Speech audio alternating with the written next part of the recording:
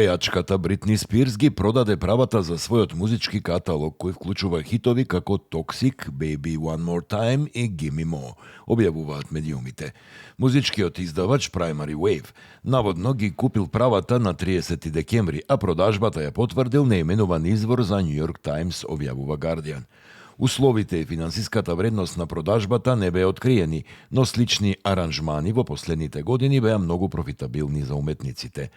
Познати изведувачи како Брус Спрингстин, Шакира, Џастин Бибер и Џастин Тимберлейк исто така ги продадоа своите каталози.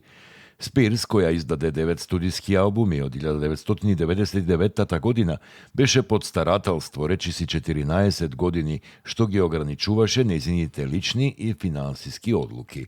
Старателството беше прекинато во 2021 година, а поп-звездата опиша во своите мемуари од 2023 како искуството влијаело врз нејзиниот живот и приватноста. Бритни Спирс се уште не коментирала јавно за продажбата на нејзиниот каталог, а претходно изјави дека нема планови да се врати на музичката сцена или да настапува во Соединетите држави. Настапот на Бед Бани на полувремето на Супер Боул според првичните проценки поставил нов рекорд на гледаност и влегол во историјата како најгледан музички настап на овој спектакл. Според CBS News, настапот на порториканската звезда привлекол околу 130 милиони и 400 илјади гледачи, со што го надминал минатогодишниот рекорд. 31-годишниот музичар, чие вистинско име е Бенито Антонио Мартинес Окасио, настапи на стадионот Леви стадиум во Санта Клара, Калифорнија, носејќи силен латино идентитет на најгледаната американска спортска сцена. Настапот на најголемата сцена Бед Бани го отвори со хитот Тити ме прегунто, движејќи се низ сценографија во форма на поле со шеќерна трска поставена директно на теренот. Следеа изведбите на Нуева Йол, DTMF и ЕОО, а сценскиот настап беше надополнет со внимателно осмислената кореографија и визуелен спектакл. Музичарот беше облечен во бела кошула и бели пантолони со врвки, додека во рацете носеше топка за американски фудбал, символична врска меѓу спортот и културата.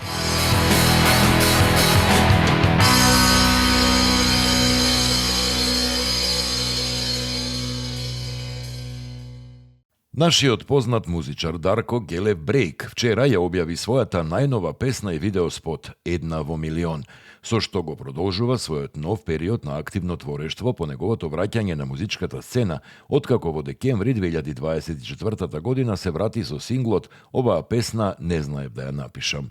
Песната е плод на соработката на врвни музички имиња. Музиката е на Никола Перевски, аранжманот на Дарко Димитров. Текстот е од Игор Џамбазов, а миксот и мастерингот го потпишува повторно Дарко Димитров.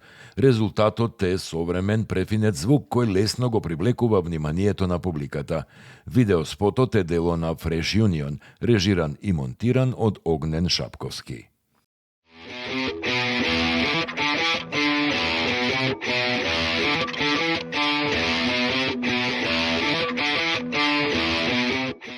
Четири представи ќе бидат изведени во рамките на програмата Роденденска недела, што Народниот театар Војдан Чернодрински од Прилеп ја организира од 16 до 21 февруари на сцената 105 во Центарот за култура Марко Цепенков во Прилеп.